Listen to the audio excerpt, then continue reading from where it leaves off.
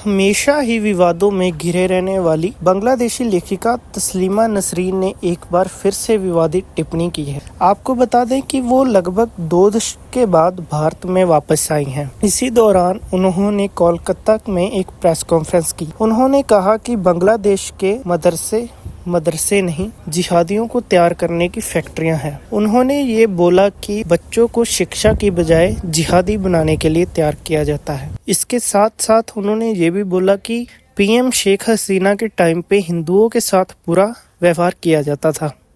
और इसके साथ ही उन्होंने ये भी बोला कि अब यूनुस की सरकार है और यूनुस की सरकार में हालात और भी संगीन होते हुए दिखाई दे रहे हैं। उन्होंने यह कहा कि बांग्लादेश में हिंदू औरतों के साथ मुस्लिम औरतों जैसा व्यवहार नहीं होता है। जब से उन्होंने ये बयान दिया है तब से ही इंटरनेट पर हर एक जगह पर ये आग की तरह वायरल हो रहा है। उनका ये बयान फिर से विवादित बयान की तरह गिना गया है।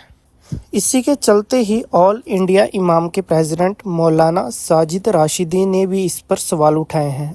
उन्होंने कहा कि तस्लीमा नसरीन हमेशा से ही विवादों में घिरे रहने वाली लेखिका हैं और उनको इस्लाम से बायकॉट किया गया है। वो एक इस्लाम से निकाली गई महिला है। उन्होंने कहा कि तस्लीमा नसरीन के द्वारा जो बयान कहा गया है इसका कोई तर्क नहीं बनता है। ये उन्होंने फिर से विवाद में आने के लिए ऐसा बोला है। वहीं दूसरी तरफ बीजेपी के कुछ नेता इस बयान के पक्ष में भी हैं और इस बयान के विपक्ष में भी है। उन्होंने कहा कि बांग्लादेश में हिंदुओं की स्थिति जो अब है वह और भी मजबूत होनी चाहिए। वहीं दूसरी तरफ बीजेपी के कुछ नेता इसके विपक्ष में हैं।